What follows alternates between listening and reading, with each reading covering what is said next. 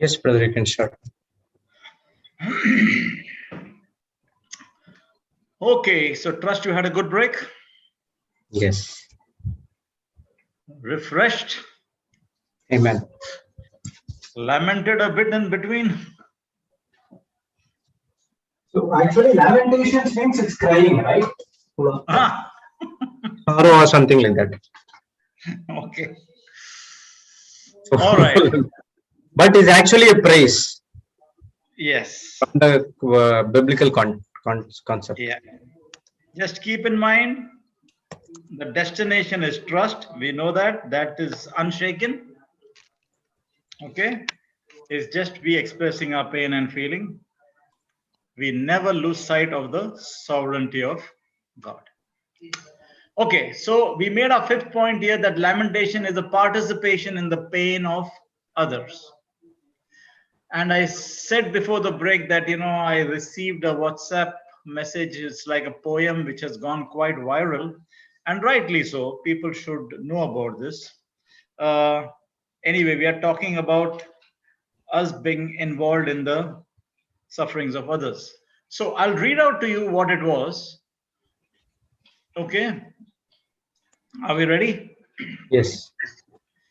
So it says, I heard that we are in the same boat. But it's not that. We are in the same storm, but not in the same boat. Big difference, right? The world is in the same storm, but not all are in the same boat. Your ship can be shipwrecked and mine might not be, or vice versa. For some, quarantine is optimal, a moment of reflection or reconnection. For others, it is a desperate crisis. For others, it is facing loneliness. For some, peace, rest time, vacation. Yet for others, torture. How am I going to pay my bills? Some were concerned about a brand of chocolate for Easter. Others were concerned about the bread for the weekend, or if the noodles would last for a few more days. Some were in their home office. Others are looking through trash to survive. Some want to go back to work because they are running out of money. Others want to kill those who break the quarantine. Some have experienced the near death of the virus. Some have already lost someone from it, and some believe they are infallible and will be blown away if or when this hits someone they know. Some have faith in God and expect miracles during the pandemic. Others say the worst is yet to come. So, friends, we are not in the same boat. We are going through a time when our perceptions and needs are completely different, and each one will emerge in his own way from that storm. Some with a tan from their pool, others with scars on their soul for invisible reasons. It is very important to see beyond what is seen at first glance. Not just looking, more than looking, seeing. See beyond the political party, beyond biases, beyond those no's on your face. Do not underestimate the pain of others if you do not feel it. Do not judge the good life of the other. Do not condemn the bad life of the other. Don't be a judge. Let's not judge the one who lacks as well as the one who exceeds him. We are on different ships looking to survive. Let everyone navigate their route with respect, empathy, and responsibility. So basically what it's talking about. Sorry? So I'll mute everyone. Yeah. Unmute your mic, brother. I'll mute everyone.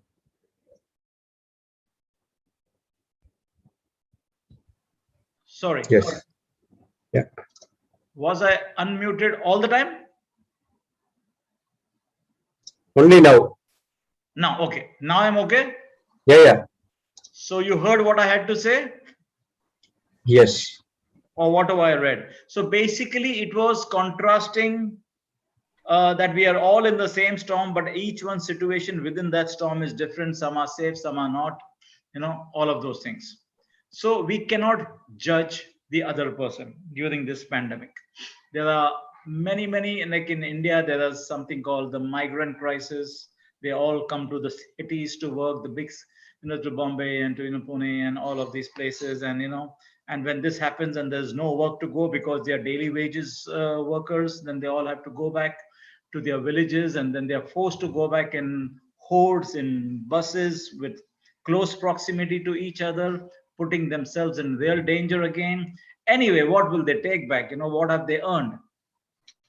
There is endless. I'm just saying we are all in the same storm, but not in the same boat. Each one's boat is different.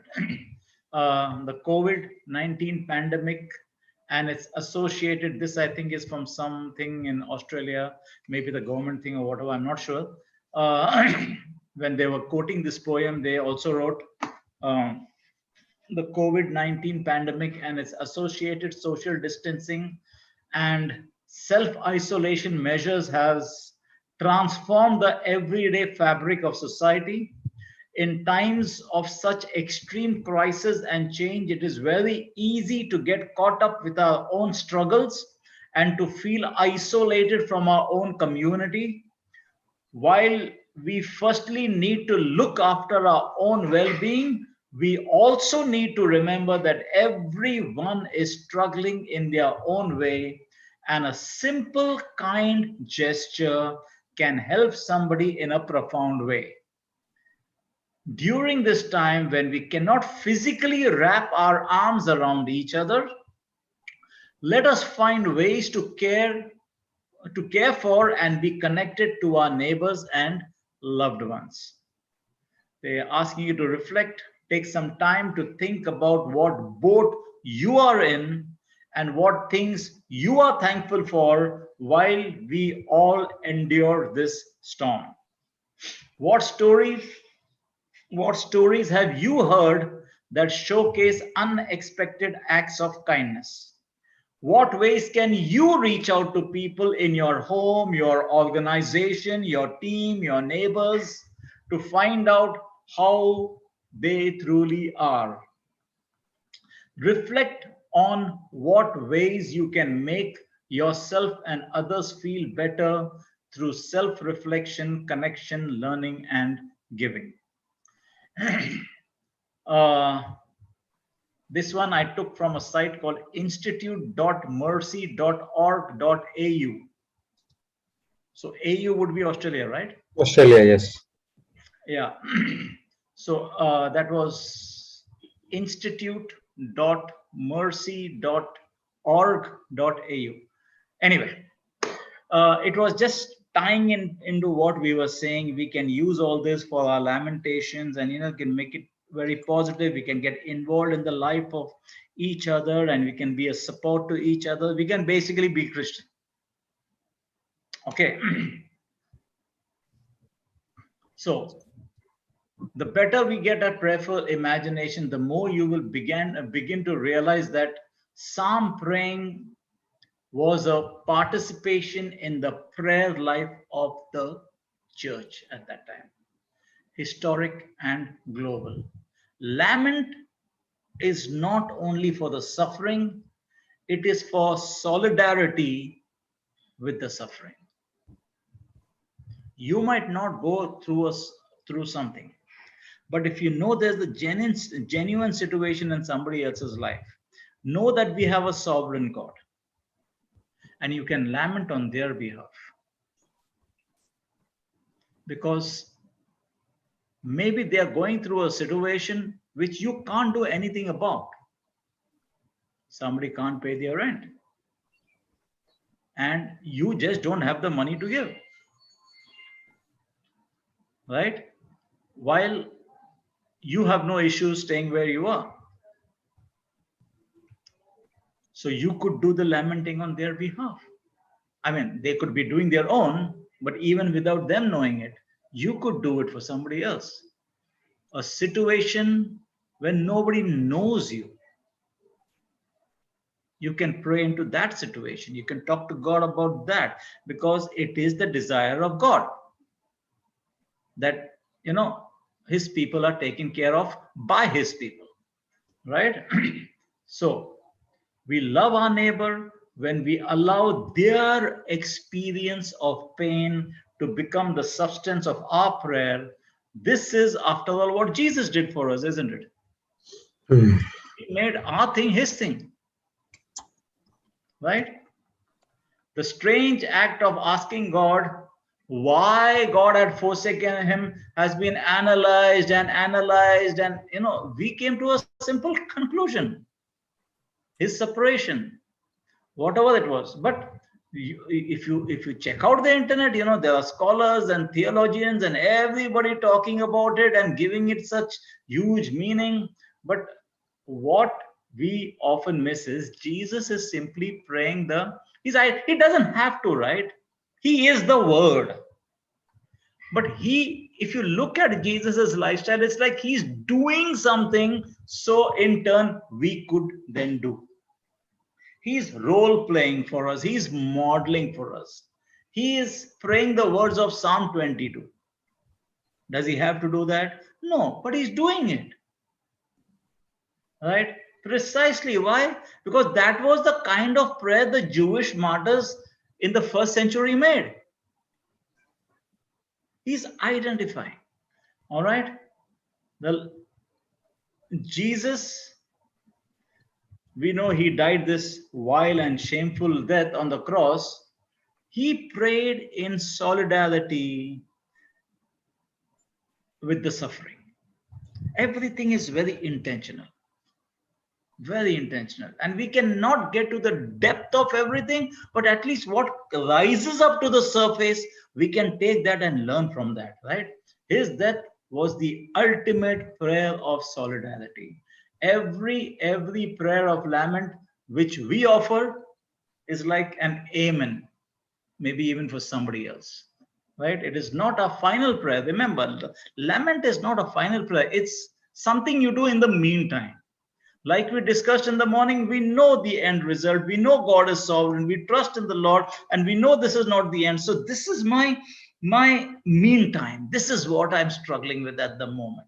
Like last time we spoke about a lady who's pregnant. She knows she's going to deliver this beautiful child at the end of the journey, but right now she is feeling something. She's expressing it. That doesn't mean just because she's feeling it right now, as far as she's concerned, is the end of it all. No. Right? She can lament, knowing that there is the joy of a baby coming. Right? So it's the meantime. Most of the lament ends with a vow to praise, if you notice it. A promise to return to thanksgiving to God for his deliverance. Because Jesus Christ is risen from the dead, we know that sorrow is not how the story ends. Praise God. When every tear is wiped away, Revelations, when death is swallowed up in victory, when heaven and earth are made new and joined in as one, when the saints rise in glorious bodies, we have studied all of this, then we will at last sing and we can raise this great hallelujah. But in the meantime, we will always have cause to lament. Right? For now, we lift up a lament to God and we wait with hope, not hopelessness. Not hopelessness. While I was studying this out, I came through another article by a guy called P.J. Mills.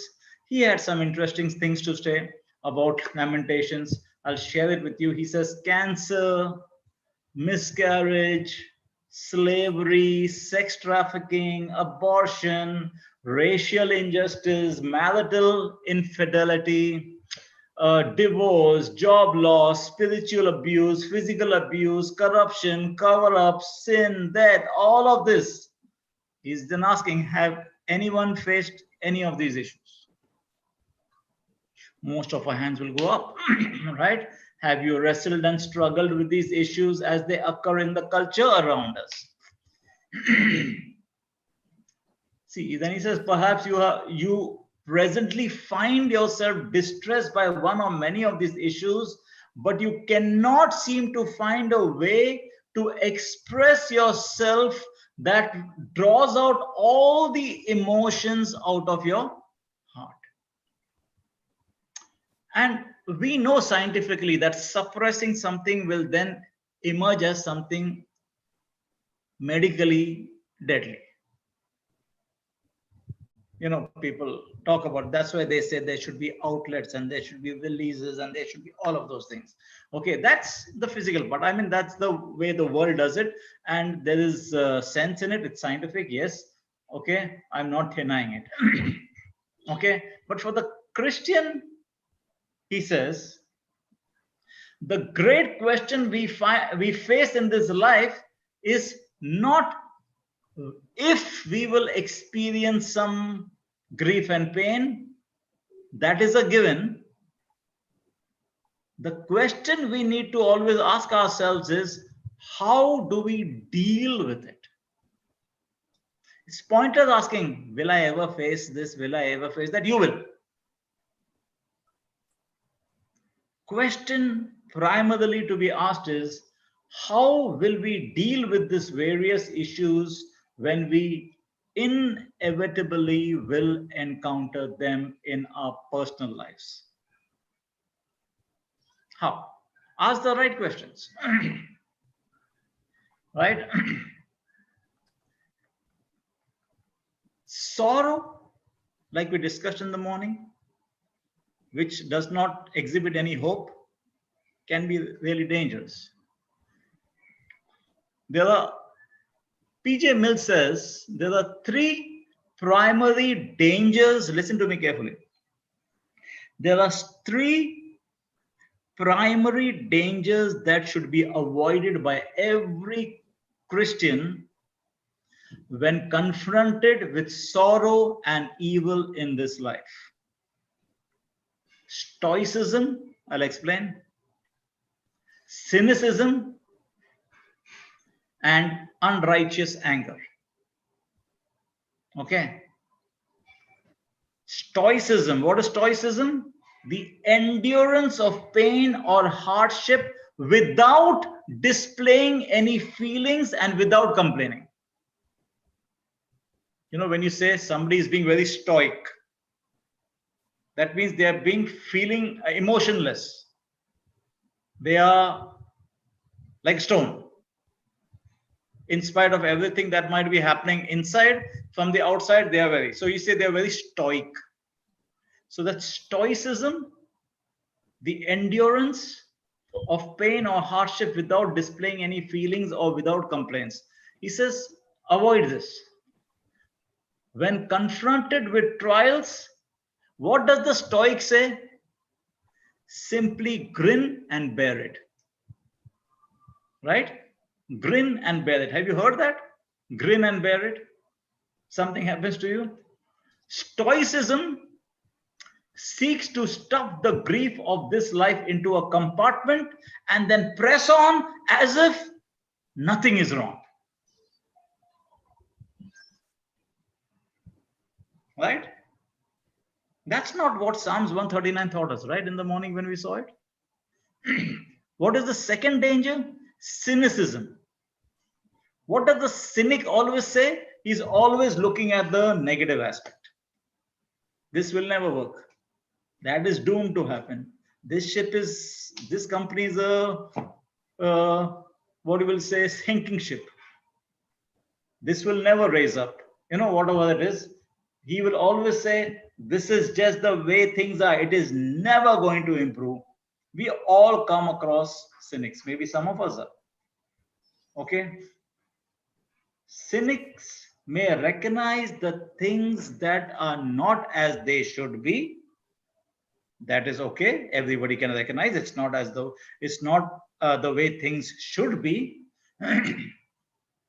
But their sorrow will lull them to sleep rather than spurring them to action or to prayer. For them, this is the way it is, it's going to get worse. There's no hope for this, there's no hope for that one. This is just the way it is. This government, no chance. Always cynical, always cynical. Okay? Cynicism presents an attitude of apathy and lethargy. They don't want to do anything about it. They don't want to rise above it. Okay? In the face of sorrow and evil, end result is what? For them, general numbness. They love to sit and just say that that's the way it is. See, didn't I tell you? I'm right. But they will not lift a finger to do something about it. Okay?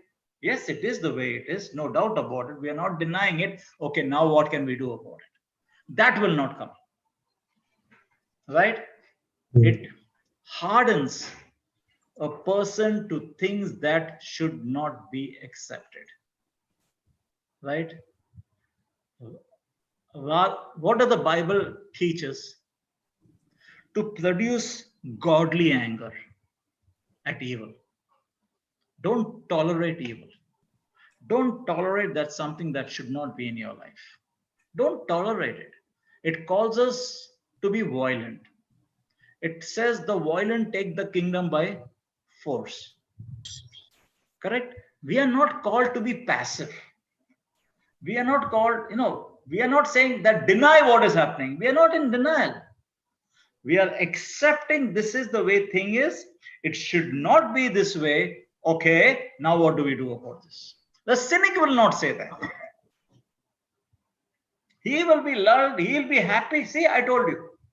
This is the way things are. You're wasting your time trying to do something about it.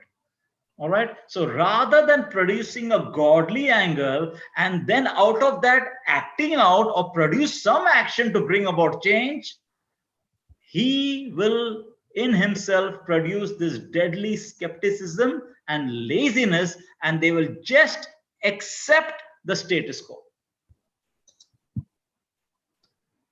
Right? So that was the second danger. Third and final is, he says, unrighteous anger. Important one. Unrighteous anger. Perhaps I just spoke about godly anger, but this is the opposite. Unrighteous anger. Perhaps you have heard the statement like, that's not fair. Where does God think he will get off treating me like this? All of those things. See, we know that in the face of sin, there is an anger called godly anger, which we should use. But godly anger is always primarily concerned with God's glory than self. That's why the violent take it by force. We get anger at things that should not be. Okay, that the evil one has put in place, don't accept it. Fight it. Get angry at it. Do something that Jesus himself would have done in that situation, which then makes God proud.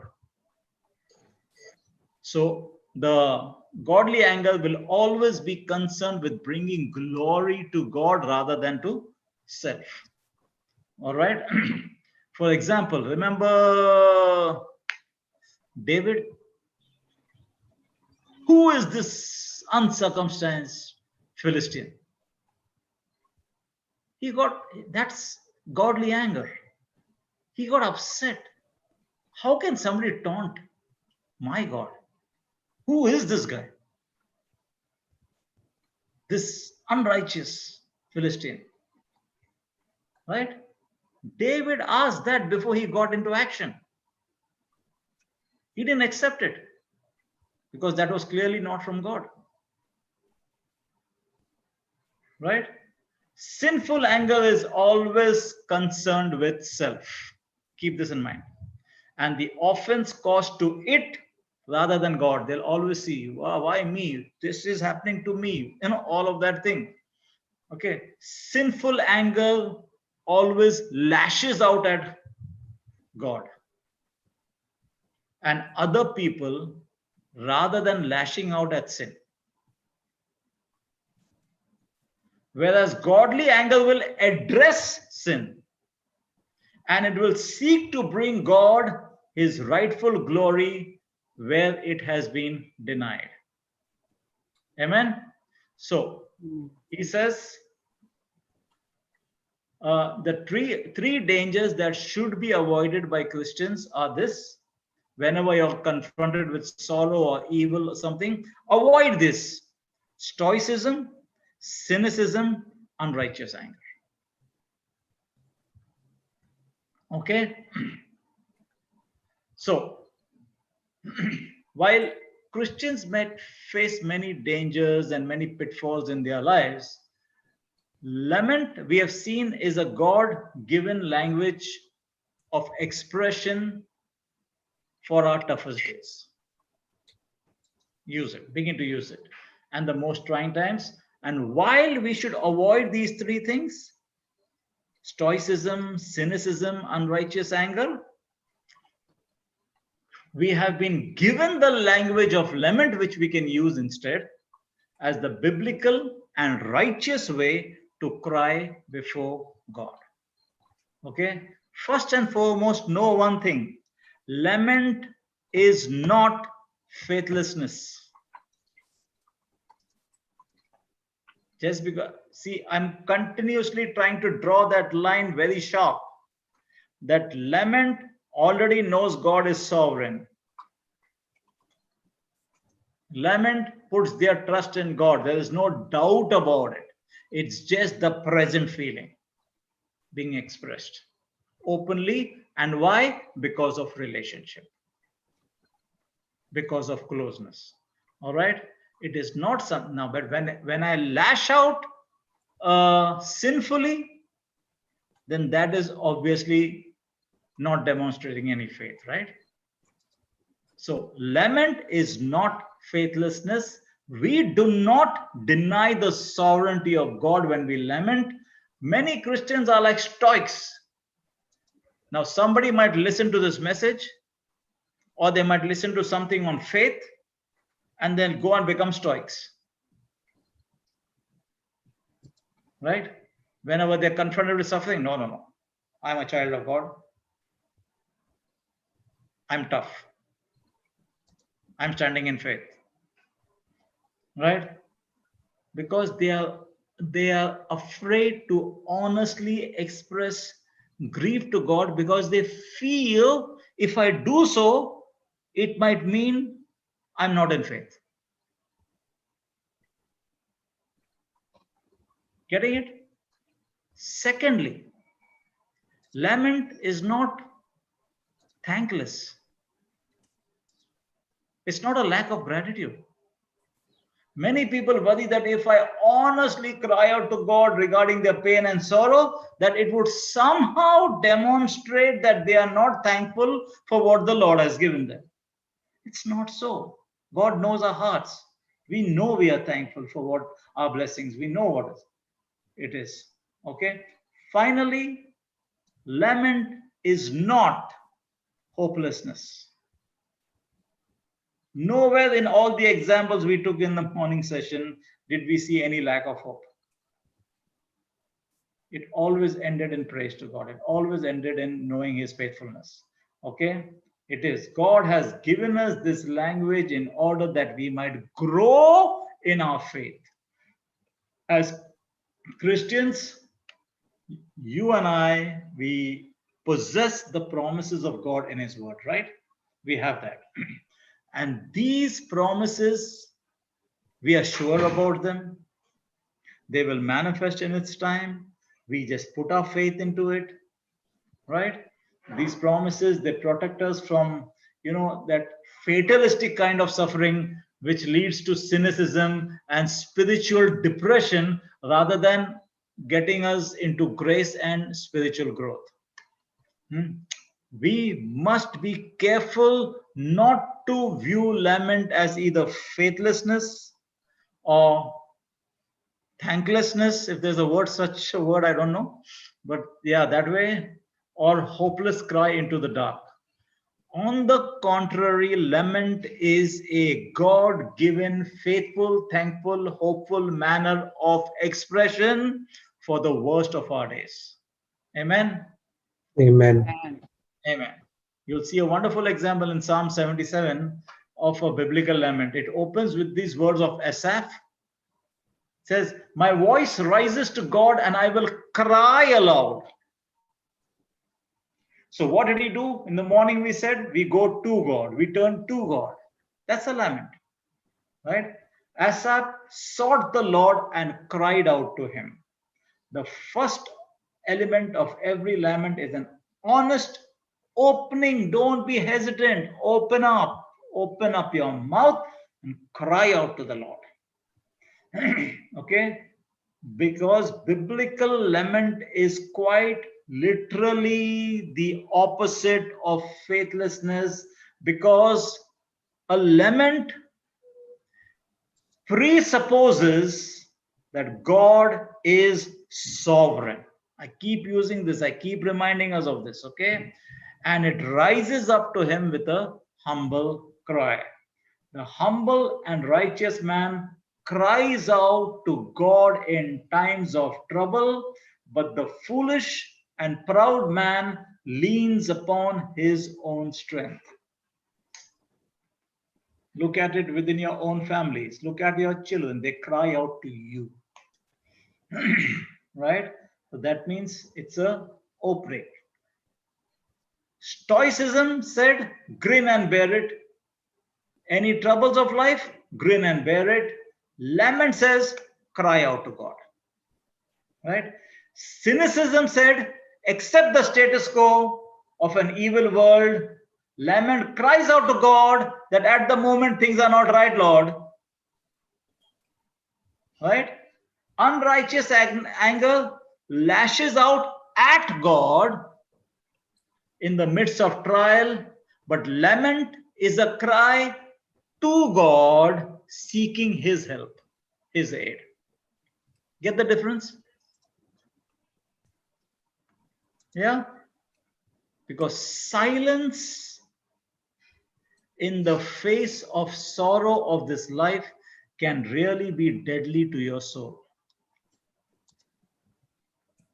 Let me encourage you to cry out to God no matter how bad your circumstances, no matter what you're facing.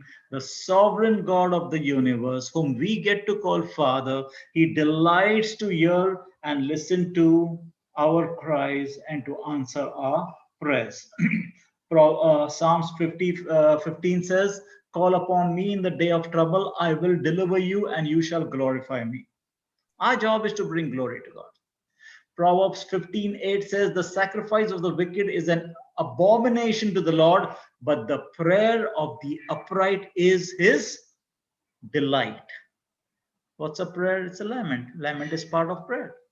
Revelations 5:8, when he had taken the scroll, dash, dash, dash, some words in between, it ends with, which are the prayers of the saints. The prayers of the saints are important to God. Okay? Please, if you are in a situation right now,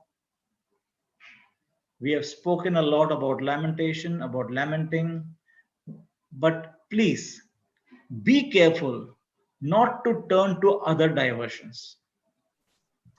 Some might get into sports, some into drinking, some into drugs, some into sex, some into recreation, some into even work. Just work and work and work in order so that you can kind of dull and numb your pain and numb your sorrow somehow.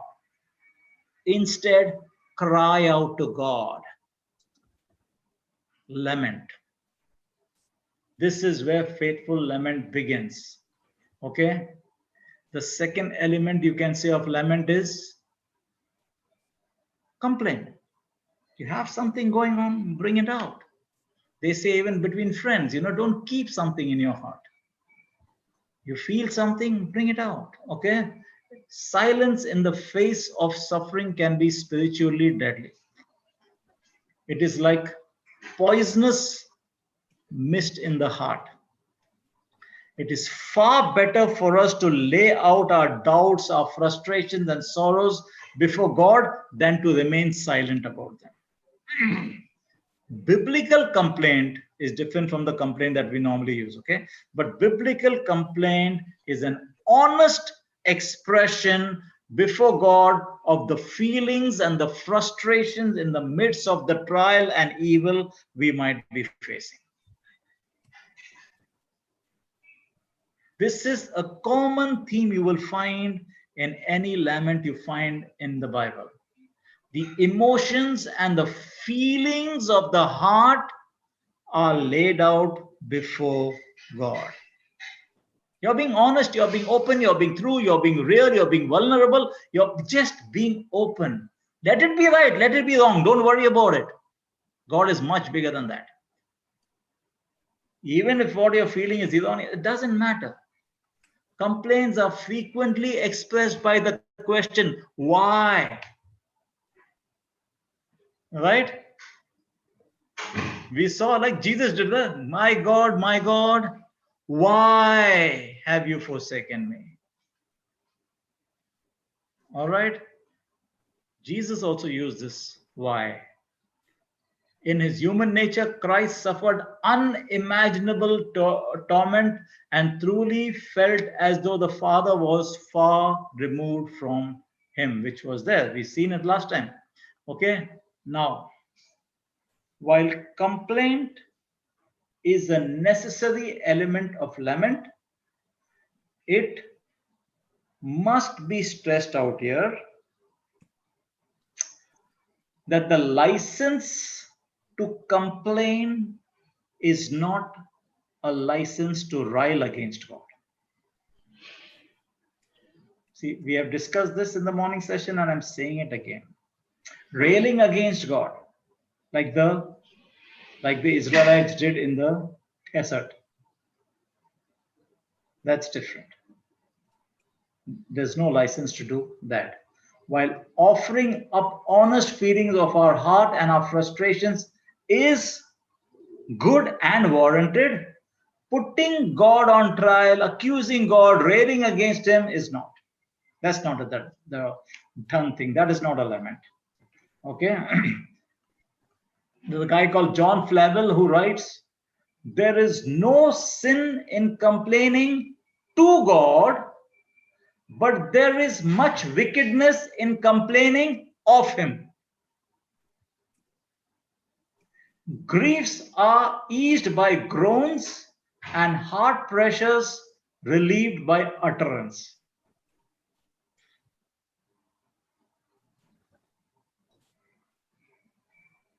When Jesus made that cry, my God, why have you forsaken me?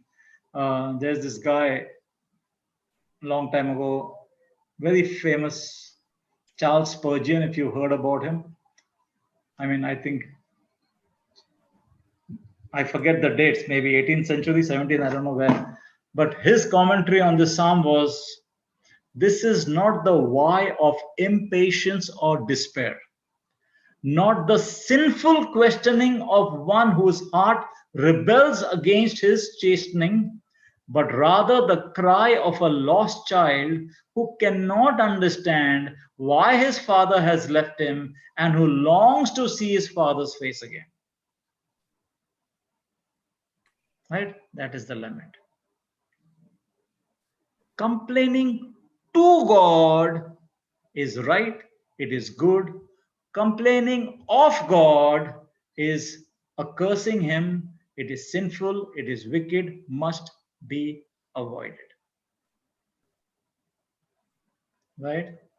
The cry of complaint must arise from a heart that is trying to seek clarity. God, I don't understand. Can you explain, please? When I'm saying this, I'm not saying it's the end of it all. I know God is God. He is sovereign. But I don't understand. Right? You're seeking clarity. A cry of complaint is not a heart full of pride that is seeking justification. Why did you do this to me? It's not that. No. Asking, Lord, why are you doing this to me is different from why did you do this to me? You're understanding what I'm saying? It's different. In one, you're seeking clarity. In the other one, you have confirmed in your heart, you have decided God is wrong, he's bad, whatever, and he has done bad to you. Understand the difference. Anyway, the final element of lament is that of confidence. It is very vital for us to understand that lament does not end in complaint, because far many people wallow in complaint and they never make it out of that despondency, they just stay out there. No. There's, while going through this article, it quotes Martin Lloyd Jones. He once famously said, most of your unhappiness is due to the fact that you're listening to yourself instead of talking to yourself. Get the difference? Be your own psychiatrist. Be your own counselor. If you know the word of God and yourself, you're feeling, talk to yourself. Stop listening to yourself. Okay? So one of my favorite Psalms is Psalms 42. In that Psalm, the psalmist pours out his complaint before God. My tears have been my food, in verse 3, but he does not stop there. It doesn't stop at the complaint. He takes himself in hand and he talks to himself rather than listening to himself. What does he say next in verse 5? Why are you in despair, O my soul? Why have you become so disturbed within me? Hope in God. He's talking to himself. Right? So if we are to avoid getting stuck in a despondent situation, we have to take ourselves in our hands and remind ourselves of who God is, what he came to do, what he did not have to do yet came and did, and all the things that he has done for us in the past. Talk to yourself. Talk to you. That's what the confessions we keep doing, right? Every day that we are encouraged to do. I am the body of Christ, everything. We make all of these confessions. Yes, we are seeing sin and we are seeing suffering and the horrible effects of evil all around us on a daily basis. But we have to keep reminding ourselves that we are in this temporal world. We serve the God of the universe. We are the children of the Most High God. Our God can never fail. He'll ultimately come through. His timing is not my timing. His ways and his thoughts are higher than my ways and my thoughts. I keep talking to myself about all of this. We have to do it. Okay? We have to know that at the end of it all, we are loved by an everlasting love, no matter what happens. So, many horrible and real occurrences happen on a daily basis in this fallen world, but let's not become stoic. I'm reminding us. Okay? They say there's strength in being stoic. No, there's no strength in it. That's a lie. Okay, the seeming strength of stoicism is a lie. It is unhealthy, it is joyless, it is unbiblical. And if you notice, people don't like to be around stoic people. Right? True health and joy can be found in coming to the end of yourself, casting yourself into the arms of a Savior who loves you and gave himself up for you. Does the Bible say that? Cast your cares upon me. 1 Peter 5:7. Yeah, I can do that, right? Do you really believe he gave himself up for you? Talk to yourself and say, yeah. And so I can come to the end of myself and I get, Lord, you're in control. We were never ever meant to grin and bear it. The suffering and pain of this life, we are not supposed to just grin and bear it. I am invited. In the Bible, you will see the invitation Christ is giving us to cast all our cares upon him. Cast it, throw it. Okay, for he cares for you. It says he cares for you. What a wonderful comfort it is that we can just cast all of our sorrows upon the man of sorrows, knowing that he cares for us and he loves us with an everlasting love. Likewise, second thing we said, don't be cynical in the face of evil. Don't become angry with God. Instead of getting angry with God, lament. Better to do that now that we know about it. Cry out to God. He is sovereign. He is omnipotent. He is omniscient. He is omnipresent. Okay? Don't remain silent. Whatever it is that you may be going through, cry out to him. Humbly lay out your complaints before the Lord, knowing that he delights in humility.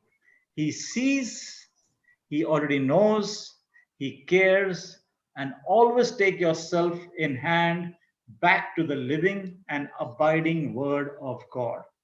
What a thing we have got. We've got the word of God. We got the Spirit of God. Okay? Your word, what do we confess in the white book? Your word and your spirit, they comfort us. The word and the spirit will always give us the strength to do whatever it takes while we are going through a hard time. Word and the spirit will always go together. Always. Always.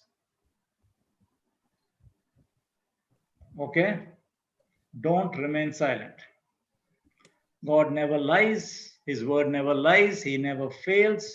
He's the same yesterday, today, and forever. Faithful and true. Okay? Suffering will come. Be happy about it. Use it as a training ground to put the word into practice. Right? What? But don't waste your suffering. You know, you can waste it by looking at it in an ungodly way. Don't waste it. Invite. We waste it by becoming angry with God. We waste it by becoming like emotionless stoics. We waste it by burying our feelings within us like cynics do. Okay, instead of crying out to God. Okay. See, suffering will provide us with a platform whereby our trust in God is refined. Our self-reliance is stripped away and our faith in God is increased. It's always about our faith in God. Lament is a God-given tool to increase our reliance upon God and our trust in God, even in the most miserable circumstances.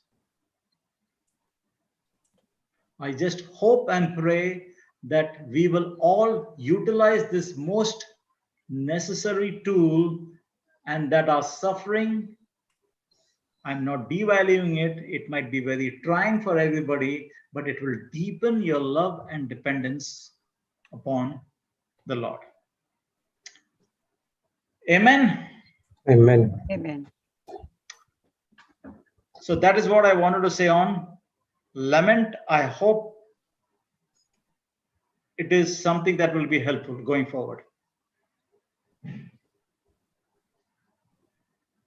Okay. Praise God. So how much time do I have? I have like 40 40 minutes. minutes, right? Yes. Okay, in this 40 minutes,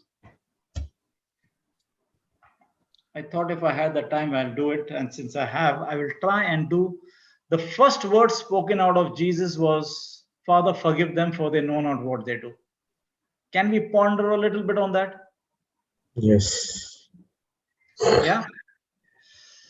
Like I said, we were not going in any particular order. We did I thirst, and we did my God, why have you forsaken me?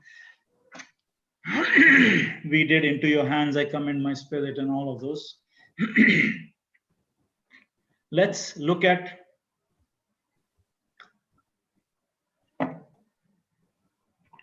let's be in the scene, and let's be like we are one of those who are right there at that moment, and these words come out from Jesus's mouth.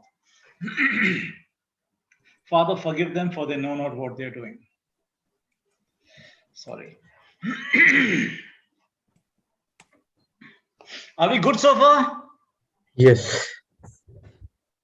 Are we tired? No. Can I do this bit? Yeah. Yes, yes, yes. Okay. Please. Thank you. So Luke 23. Luke actually records only 3 of those cries. It doesn't matter. We have totally 7, but Luke records 3, and one of them is this. Luke 23, 32 to 34, 2 other men, both criminals, were also led out with him to be executed. When they came to the place called the Skull, there they crucified him along with the criminals, one on his right, the other on his left. Jesus said, Father, forgive them, for they do not know what they are doing. And they divided up his clothes by casting lots. So picture the scene around the cross. What was the scene around the cross? If you truly think about it, it's very crass. It's very unfeeling. Okay? Those standing around watching the crucifixion, they were all in grave spiritual danger. Sadly, most of them were oblivious to it. They didn't even know it. That eternally, how much danger they are in. Okay? Look at it. Who were there? Roman soldiers. They were carrying out the crucifixion, right? For them, it was just another day's job. Were they the Jews? No, they were just the Roman soldiers, right? For them, it was a day's job, maybe a nasty job, but someone had to do it. It paid the bills, right? They are just part of the execution detail. They were not the ones who wanted to put Jesus to death. They are just doing their duty, right? They were, I don't know, probably the number of crucifixions they must have done, they're probably bored by now. It's like, let's say there's a hangman. Wherever, in whichever countries it's allowed, hanging by death, there's a hangman.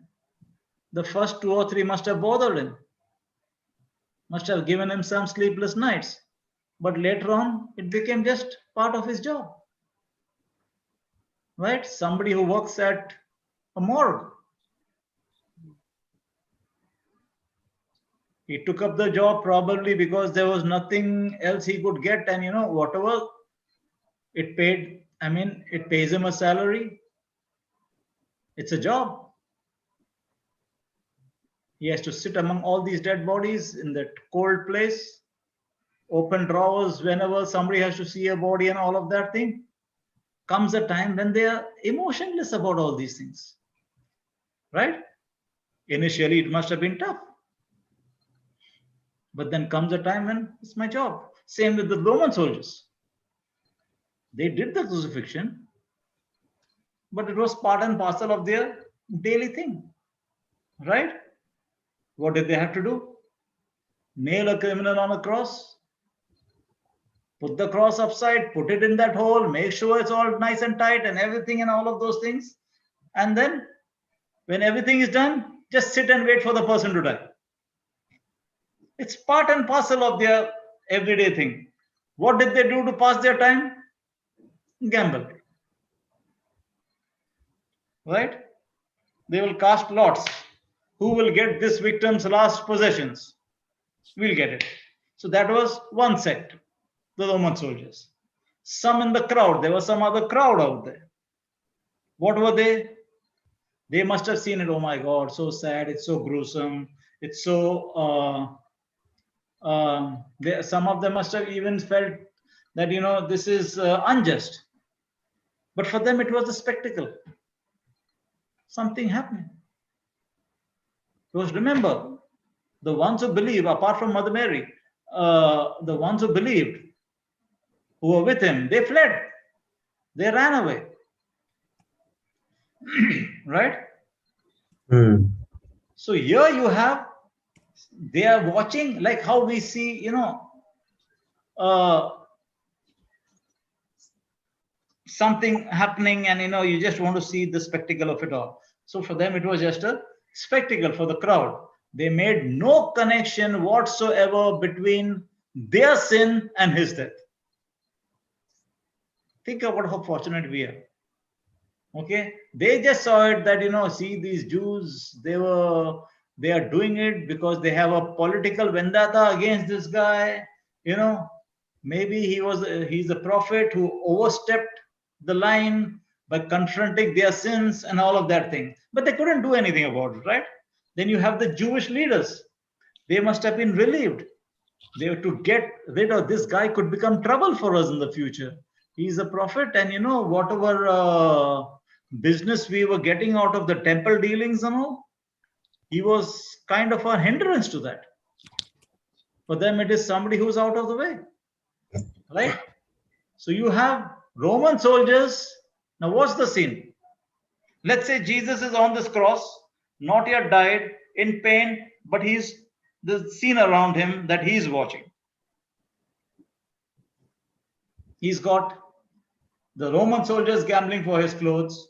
He's got criminal on the either side of him reviling him. Right?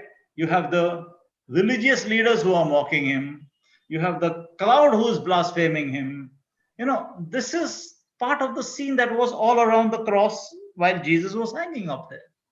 Right? And in the midst of that, in the midst of this kind of a scene, an outstanding, powerful word from the so-called criminal at the center comes these words.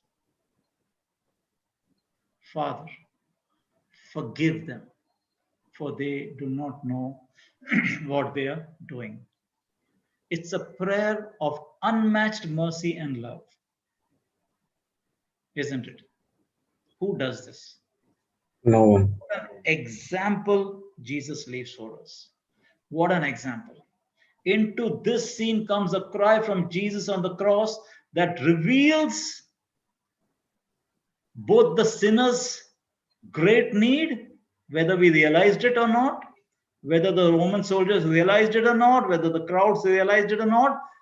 That was the great need and God's greater grace that comes on later, right? Because it is breathing the same spirit of forgiveness towards one's enemies that Jesus taught in Luke 6. Remember that beautiful passage in Luke 6, 27 to 36. What does he say? I mean, this, I've heard it from non-Christians, that this is one verse when they read it, for them it's like unlike anything in any other scripture, in any other faith that they have read. Love your brother. Yeah, he says, I say to you who hear, Love your enemies. love your enemies, do Pray. good to those who hate you, Bless bless those those who who curse you. curse you, pray for those Pray who for them who spitefully persecute you. use you. Persecute. Who talks like that? Never before it was heard of. Yes. This kind of language, and it's easy to talk, right? Somebody might say, okay, let's see you do it. Well, he did it. He demonstrated all that he thought, he demonstrated. He did it himself. There's not a thing he said that he wouldn't do himself. Then it continues, to him who strikes you on one cheek and all that, it goes on and on. If you only love those who love you, what? Please read this. It's an amazing portion of scripture. Amazing. Anyway, even what it brings out is that even in his agony, his concern was even for the forgiveness of those who counted themselves among his enemies. Jesus never called anybody his enemy, but those who counted him as their enemy, he's more concerned about them. Remember, he gave us love God, love others. Right? Love God, love man. All about one another, all about the other, always. Right? Even here he is demonstrating that. Others first, others first. Right? Even in his last hour, he is not asking anything for himself. He is concerned with people who are responsible for crucifying him and asking God to forgive them. Instead of thinking about himself, he is thinking about those whose souls are in great peril, in great danger. Even in the last extremities, he loves. Jesus loves. He is love. Consider that prayer again here. Forgive them, Father, for they do not know what they are doing. Who is the them? We just spoke about some of them. Who is the them? Forgive them. Who them? He asked the Father to forgive the thieves who are jeering at him. He asked the Father to forgive the Roman soldiers who had mocked him, spat on him, beat him, yanked out his beard, put the thorns on his head, nailed him to the cross, beat him to a pulp. These kind of people, right? There was an angry mob. Jesus asked forgiveness for the angry mob who had mocked him, called for his crucify him, crucify him. Right? Who else? Pilate. Against all law, he had given the order for the crucifixion. He found Jesus innocent, and yet he signed the death warrant simply because he was desperate to hold on to power.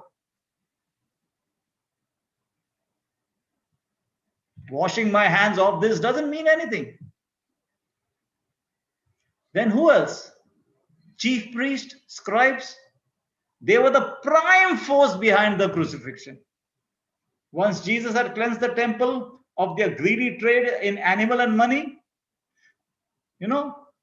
they were charging all these outrageous rates, and they were determined to kill him.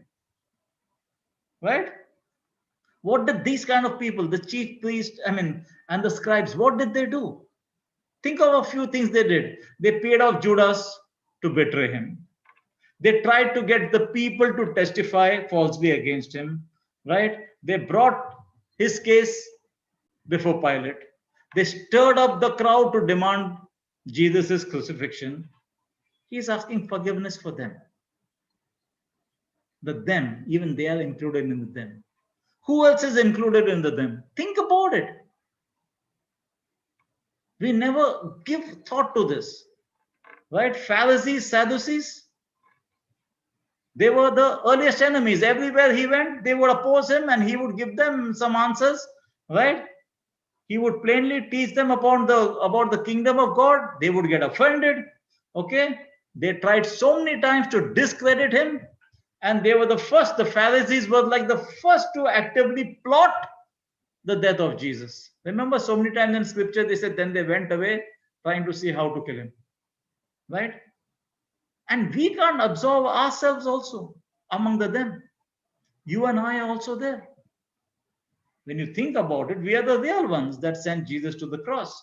Our sins, our corruption, our weakness, our pettiness, whatever it is, the way we were headed on our own to our doom, that's what Jesus says. The gate to eternal life is exceedingly narrow, right? He tells us so narrow that few can find it on their own. Without Jesus, without him actively doing what he did for us, actively campaigning for us, actively bearing our sins upon himself so that his righteousness comes upon us, the unrighteous people, none of us could be forgiven. Today, okay, we know we are completely forgiven by the blood of Jesus. All praise and glory to God for that. But I mean, we can't remove ourselves from the sin. We are in that them. He knows why he came to earth, right? Jesus. In Mark 10:45, he says, the Son of Man did not come to be served, but to serve and to give his life as a ransom. You and I also made the cross necessary. Okay? We are also the ones he prays for forgiveness. But remember one thing. Forgiveness has been obtained by Jesus for the entire world. But you cannot be forgiven without repentance.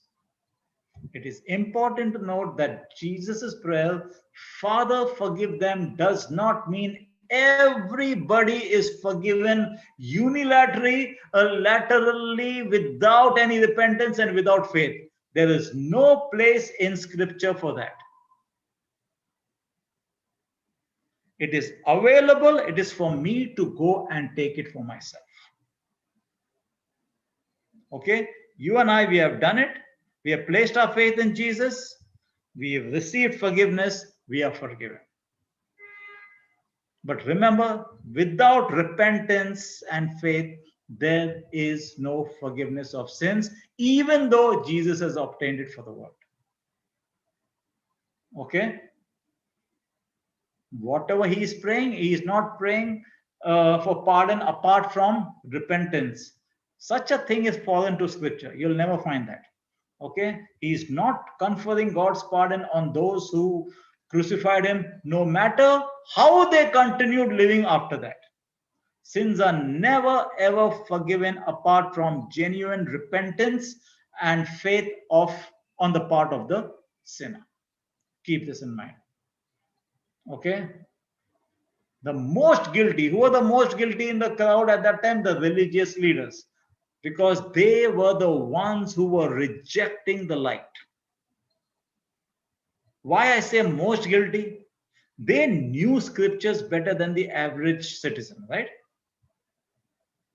They knew Jesus fulfilled prophecy because they knew scriptures.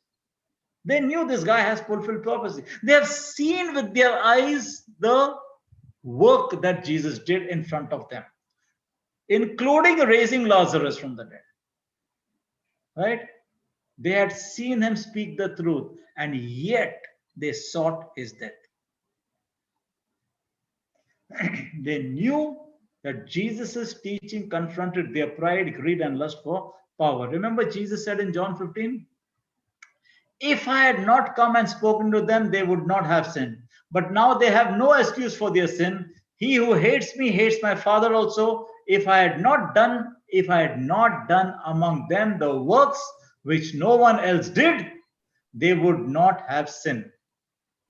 But now they have both seen and hated me and my Father as well. But they have done this in order that the word may be fulfilled, that it is written in their law, they hated me without a cause. Thus, the guilt of the Jewish leaders was the greatest because they sinned against the greatest light. Okay? Then why does Jesus still pray? Father, forgive them, for they do not know what they are doing. If that is the case, then this doesn't make sense, right? See, coupled with the willingness of Jesus to forgive his tormentors is the fact that they did not know what they were doing. Yes, they knew it was dirty business, their hearts were corrupt, but what was lacking was a full understanding of the magnitude of their sins. Full understanding. You go deep within to look. Christianity teaches, the Word of God teaches us to look at the treasure within a person. Don't look at the outside. Even on the flip side, Jesus says, you wash the cup on the outside, but your insides are bad. Similarly, we are called to look not at somebody, hey, she's a prostitute, hey, she sleeps around, hey, this one does that, this one is a killer, but what is it inside? What is it that could be changed? Jesus goes to the heart, that somewhere he knows they do not know what they were doing. They had, like we had, a lack of full understanding of the magnitude of our sins. The sinners who put Jesus on the cross were ignorant of the true import of their actions. Right? The soldiers didn't have any ill will against him. Right? They were simply following orders. This was how they normally treated condemned men. And they somehow believed that, if the court says do this, the police officer, what will he do? Take him and put him in jail. And he will believe that this one is a criminal because the court said so. So as far as they were concerned, he deserved it. They did not know they were killing the Son of God. Paul explains in 1 Corinthians, thank God for Jesus can have a greater understanding than human beings can. 1 Corinthians 2:8, Paul said, none of the rulers of this age understood it. For if they had, they would not have crucified the Lord of glory. Paul himself, who persecuted Christians to their death, he did it because he just didn't understand. Right? Regarding his personal testimony, he states that even though he was formerly a blasphemer, he was a persecutor, he was a violent aggressor, even he was shown mercy. Why? In his own words, he says, because he acted ignorantly in unbelief. Right? Jesus doesn't say, no, but you did it, so you're going to hell. No, he's very just. Right? What does he say, Paul, in 1 Timothy 1:13? Even though I was once a blasphemer and a persecutor and a violent man, I was shown mercy because I acted in ignorance and unbelief. Right? The mob, take the mob. The mob did not know that who they were trying to destroy. The Jewish leaders had deceived them into believing that Jesus is a fake, this guy is a troublemaker. Right? And mob culture. It's so easy to incite a mob. I come from India. Ask me about it. I know it. How easy to influence people.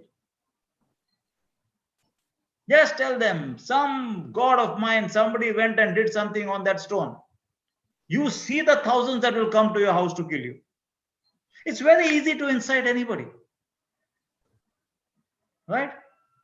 And Peter picks up this theme, even Peter picks up this theme in his sermon, where he tells his audience, I know you acted in ignorance, just as the rulers once did. Acts 3:17. Paul similarly says, he echoes a similar theme where he says that both the residents and the rulers of Jerusalem, recognizing neither him nor the utterances of the prophets, which are read every Sabbath. Can you believe every Sabbath they went to church? Every Sunday they went to church. From the pulpit it was being preached and preached, the prophets and the prophecies and all. In spite of that, they did not recognize it. Why? Because we do that. It's a job. It's a duty. Go to church on this day and come back home. My job is done. Okay? Paul explains in the case of those who are perishing in 2 Corinthians 4 verse 4. The God of this world has blinded the minds of the unbelievers. The evil one has blinded the minds of the unbelievers, that they might not see the light of the gospel of the glory of Christ, who is the image of God.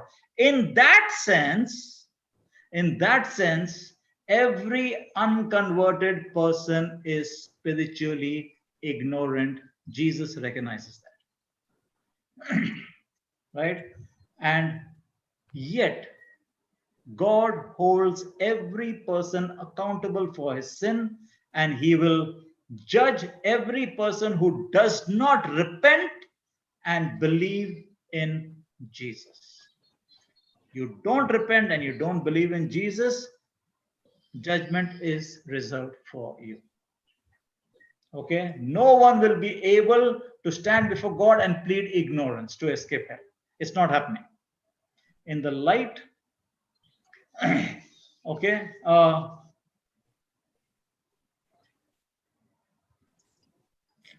to explain? In the light of all these verses, I can understand Jesus's prayer and also Peter's prayer or even Paul's prayer.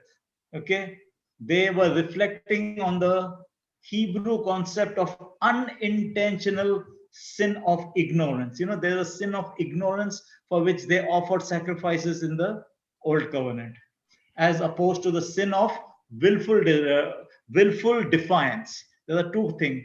You willfully are sinning, you in defiance, and then there's the sin which you commit in utter ignorance. Okay.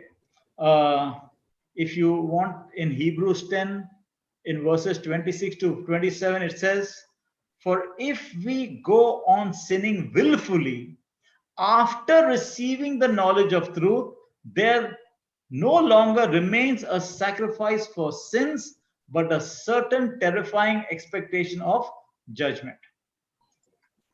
Okay. See, even in Hebrews 9:7, you will see that in the Old Covenant, they made a sacrifice to remove the guilt of the sins of ignorance. Okay. But for the sins that were willfully committed in brazen defiance, that person was without hope. So, while it is important to note that Jesus' prayer, "Father, forgive them," does not mean that everybody was forgiven without repentance and faith. What it does mean that the willingness to forgive is there. That's why he came in the first place, so that everybody is saved. Okay, the willingness is there to forgive, and that was the very reason he went on the cross. And Jesus prayed because he was putting into practice, we have seen earlier, the principles that he himself had taught even on the Sermon on the Mount. Remember, he said, you heard it say that love your neighbors, hate your enemies. And then the same thing what Luke had said, right? Whatever. So, we have an understanding that God sent his son to save everybody. He does not want anyone to perish. It is Matthew 18:14. It is not the will of my Father that anyone should perish. 2 Peter 3:9 says, "The Lord is not slow to fulfill his promise, as some count slowness, but is patient towards you, not wishing that any should perish." That includes everybody in the world, but that all should reach repentance. Repentance is a condition. Okay? Jesus's words confirms that God is truly love. God is merciful, far more merciful than anyone deserves.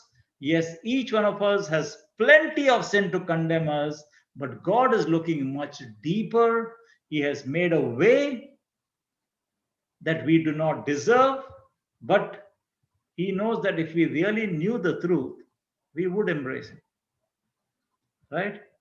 And the beauty about all is, he teaches us even here, as he usually addresses God, he addresses him as Father. He taught us, he invites us to do the same. We get to call God our Father. The one who calls him Father indicates that he knows him, he trusts him, he is confident in the outcome. You can call him Creator, and you can call him Lord, and you can call him everything else. But Father implies trust, that I know him. Okay? And we've seen his prayer was answered in so many people's lives, isn't it? The Roman centurion at the foot of the cross, quickly, what did he say? Surely this man was the Son of God. Remember that? In Mark 15:39, you'll find it. Out of the two thieves, one of them gave his life to Jesus right there. Nicodemus, who took his body? His disciples? No. From the Sanhedrin, who came? Nicodemus. He publicly aligned himself with Jesus. Can you understand the implication of that? Who came asking for his body? Joseph. Who was he? One from the elite. He came, he took Pilate's permission in the night, on the quiet, all of those things.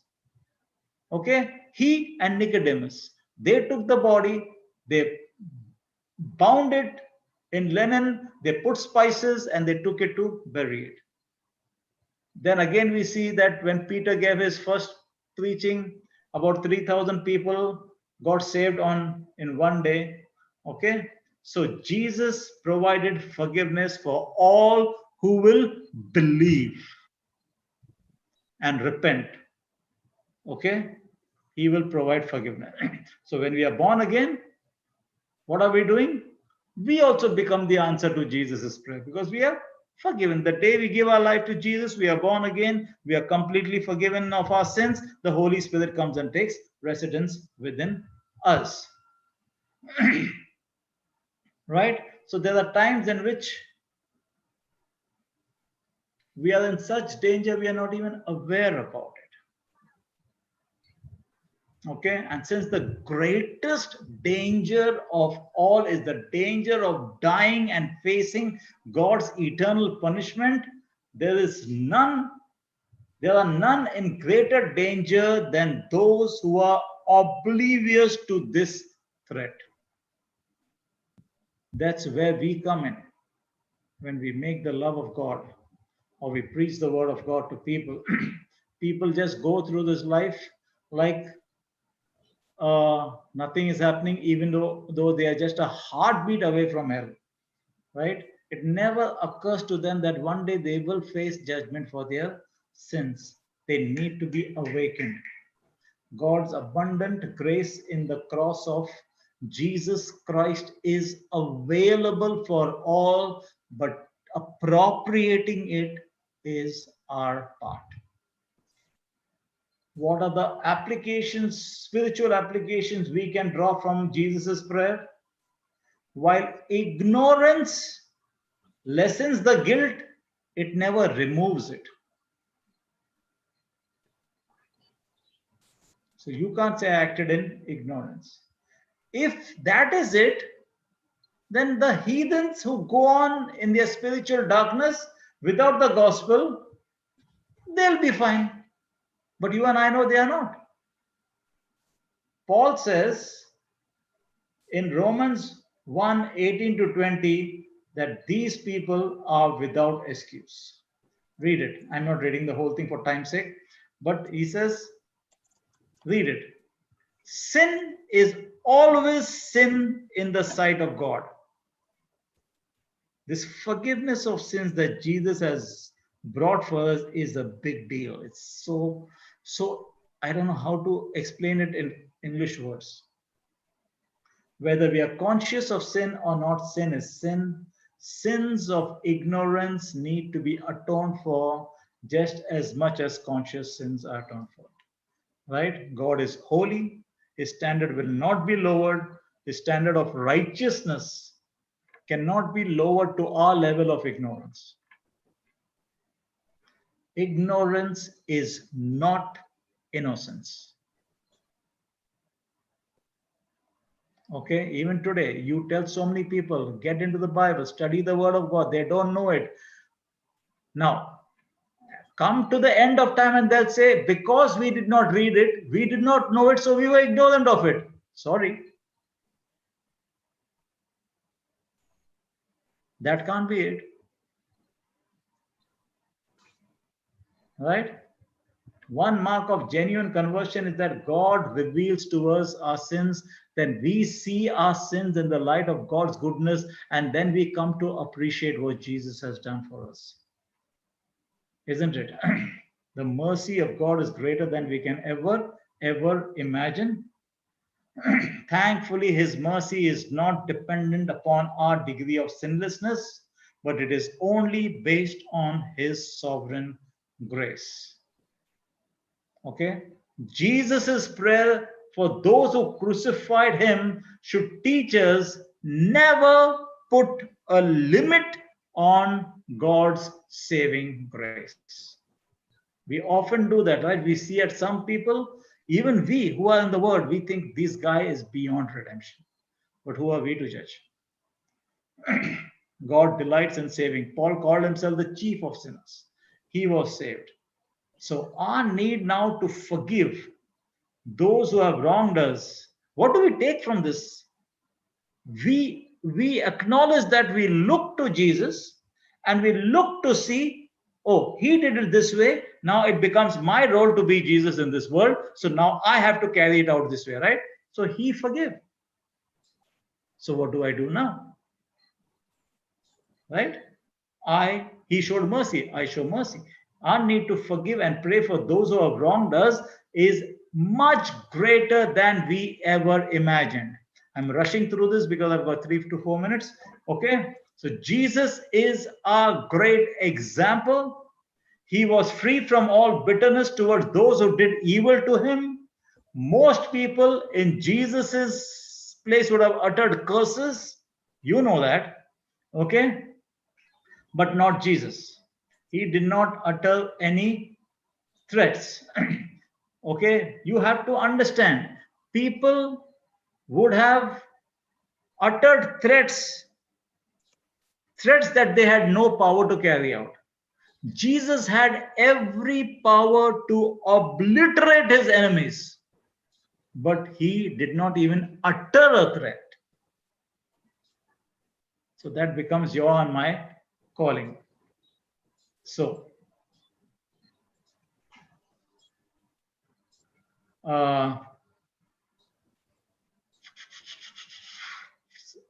so we too are to go overboard in showing mercy and forgiving those who have done us wrong.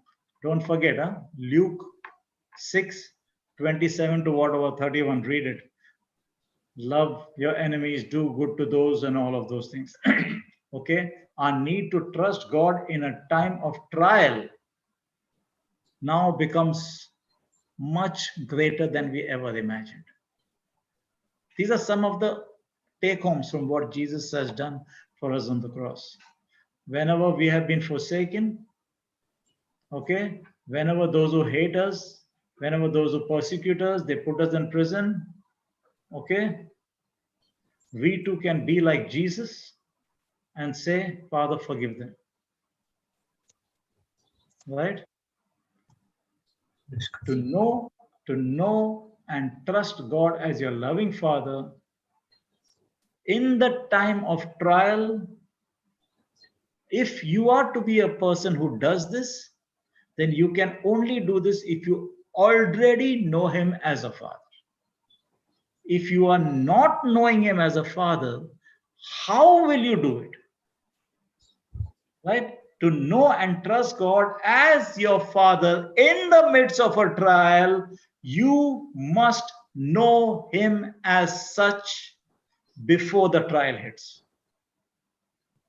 Okay? And if you're not walking in intimacy with God before the trial hits, then it is not likely that you will run to Him when it hits.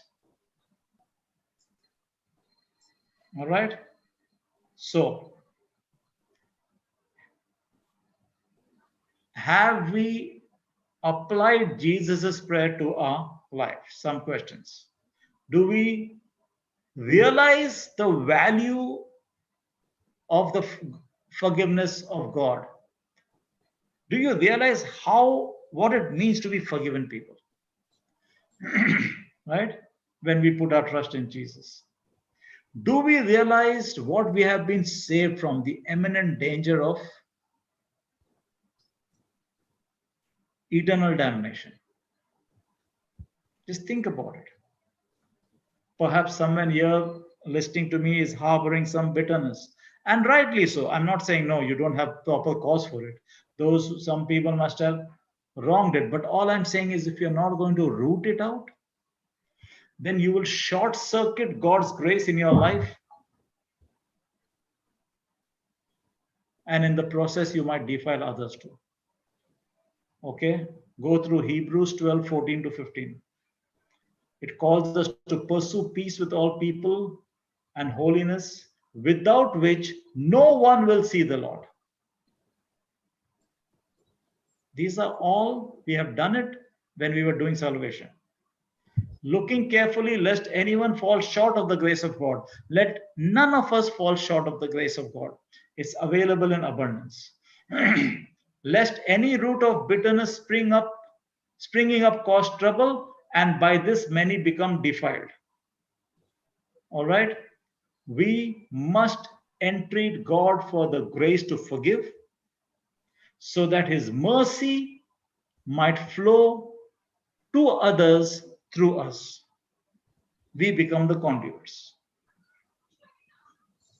Even if it seems like he has abandoned you, you must draw near to him as your faithful father, pouring out your need to him in prayer. We have seen that today. Then even if the world hangs you on a cross as it did his son, it will be sweet to you. You will understand why at the background this is happening, because you will know his presence. See, understand one thing. As the son and daughters of God, as children of the Most High God, as Christians, what are we primarily called to do? If I were to say, what are the two things? We are called to love and then automatically called to forgive, right? And I don't know about you, but for me, these are the two most difficult things to do as a human, right? And that is why we have been given the grace in abundance to enable us. After all that we did about Christ's passion, there is so much more to learn. Obviously, you cannot exhaust it. There'll be so many revelations more. Maybe you have more than I had. Whatever I got, I shared. But one thing comes out: love and forgiveness. It becomes my job to love one another. Okay, love God, love man, we know that as the only two commandments. Out of that will flow out everything else, but forgiveness. But really, I have questioned the Lord many times. How could you love such and such? Even within the Bible or even in and around the world today, that we look at somebody who's done such evil deeds and to think that God loves him or God loves her. I mean, for us, it's unfathomable. You can't fathom such things. No, man, I want to crush that guy. You see somebody who has abused a little girl, maybe taken her away from parents, maybe 5, 6 years old. What comes up within you? You want that person to be chopped in pieces. but God loves him. He sees it differently. You know, when we, I could see it in this light. I mean, it's easier now to love, it's easier now to forgive, and all of those things. I mean, I know my time is up, and many examples even of, you know, women in India forgiving their sister's killer and all of those things come to mind. And how those killers, because of the goodness, because of the forgiveness, how their lives changed. And how they are trying to support the very families they destroyed. There are so many examples. The goodness of God leads to repentance. It is man who immediately wants to put you to death. What does that bring? Nothing. There is no example like the example Jesus set for us. None. Who, with the scene I described, says, Father, forgive them, for they do not know what they do. That guy did not know what he was doing. He was trained. He was a robot. That's the way he was brainwashed. He was indoctrinated that way. But instead, if he was given time, and if he had to unlearn what he had to learn, it would take time. And then he would come to a realization one day, oh my God, what is this I was believing in? What did I do? He will become a model citizen. That's our Lord's way. I do not know of anybody else who sets examples like Jesus does as a man.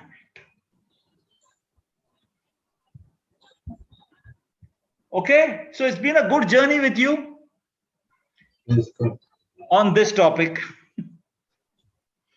Thank you. So Thank thanks you. to you, I learned a lot.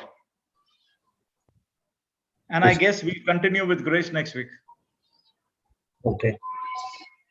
Okay, there was so much more I had to say, but then let's quit. I think we've got enough. Yes, Thank God. you. Thank you, Brother Sude. Praise God. Thank you. God bless you all. Have a wonderful week ahead. Thank you. God bless you too. Thank you. Thank you. Praise God. Yes, sister, you can make our closing.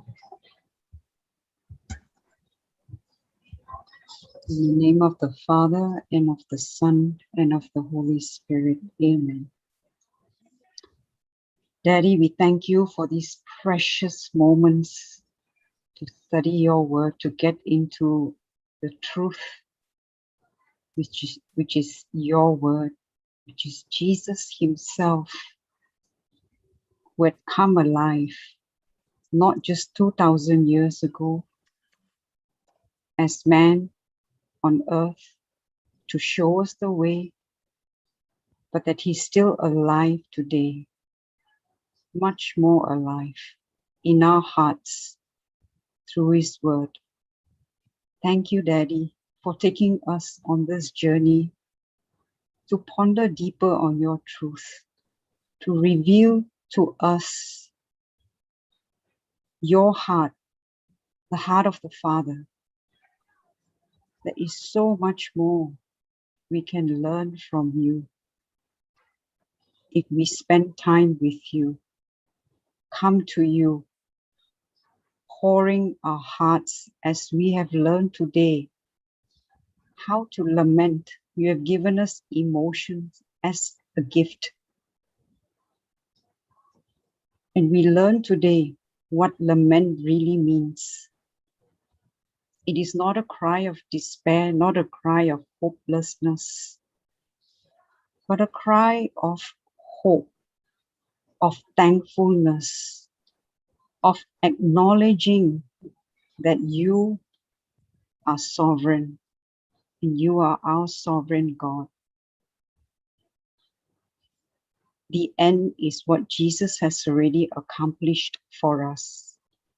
Therefore, there is every reason to rejoice, to praise you, even in the midst of the suffering that we go through. Because there is hope, just like a mother who goes through 9 months of carrying the baby in her stomach, but knowing at the end of that 9 months is joy. Joy of seeing a baby born from her womb, a gift of God.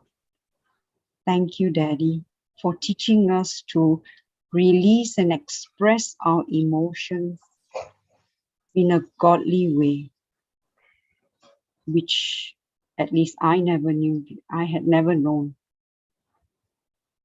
Thank you for giving us the right understanding.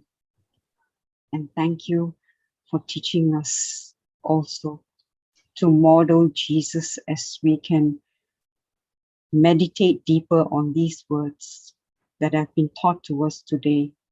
Father, forgive them, for they know not what they do. If Jesus has forgiven everyone, we are called to do the same, no matter who they are, what they have done to us in our lives or to anyone else. We know God is a just God, but in your justice, you have forgiven us because Jesus has taken all of our sins, our iniquities on the cross. If we have been forgiven, we are called to forgive, just as we have been forgiven. Thank you, Daddy, for your grace, your mercy, your love, your truth. And we thank you, Jesus, for being our perfect example and a model for us to emulate and imitate. And we thank you, Holy Spirit, for without you, we would not have the power to forgive and to live the life that Jesus has called us to live. We thank you, we praise you for teaching us through Brother Sudhir, Brother Jude, and so many other preachers and teachers in this platform and all around the world. And we thank every participant, every person who is working in your kingdom, spreading the gospel, preaching the gospel, and leading souls back to your bosom. Thank you, Daddy. Thank you, Jesus. Thank you, Holy Spirit. In Jesus' most glorious and mighty name we pray. Amen, amen, and amen. Amen. Father, and of the Son, and of the Holy Spirit. Amen. Amen. Thank you, Sister Jessie. Praise God. Thank you, Brother everyone. Jude. Thank you, everyone.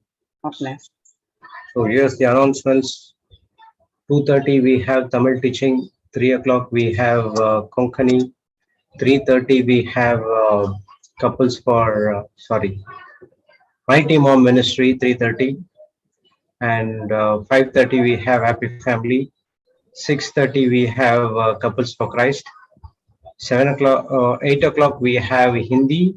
8 o'clock we have Malayalam. 5:45 we have Kannada session. I missed it, sorry. 8 o'clock we have Hindi session. 8 o'clock we have Malayalam session, and 8 o'clock we have children's session, and 9 o'clock again 9:15 we have Sister Florita's class, and tomorrow 12 a.m. it's Melbourne. 5:30 a.m. again it's JCILM Canada teaching will be on faith, and 7:15 Sister Aslan class will start. Okay, it's 7:15, and 7:15 to 7:30 there will be praise and worship, and 7:30 the regular teaching will start. And tomorrow it's 10:30 a.m. It will be a children's retreat followed by global healing sessions from 3:30 onwards, and time it goes on. And the ID is tomorrow's and Sundays all the sessions will happen on Melbourne ID. Okay, it's not on global ID. It will happen on Melbourne ID from tomorrow 10:30 onwards, 10:30 a.m. onwards. Thank you all. God bless you all. The meeting will be on for some time. You can copy the chats. Praise God. All the sessions are updated in the website, so you can go and check over there. Praise God. Praise God. Thank you, Brother Jude. I'm not sure about the healing session today because 3:30 we have another meeting in 1 hour time. So probably we'll have the healing session tomorrow. Yes, Okay. Okay. thank you. So